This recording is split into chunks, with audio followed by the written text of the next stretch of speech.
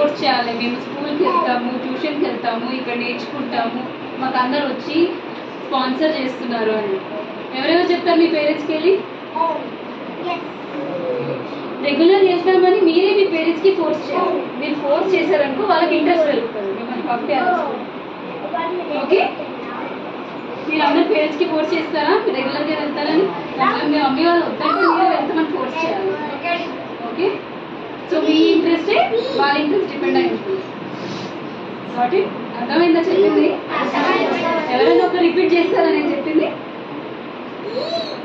చెప్పండి. Raise your hands. ఏం అర్థమైందో మీరు చెప్పారు, మాట్లాడారు కదా. ఎవరు చెప్తారు మేము ఏం మాట్లాడడం, మీకు ఏం అర్థమైంది చెప్పారు?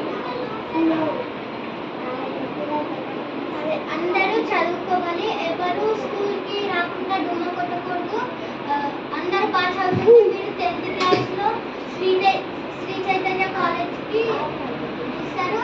అలానే ఒకవేళ మనము స్కూల్కి రాకపోతే కూడా మన పేరెంట్స్ని ఫోర్స్ చేయాలి.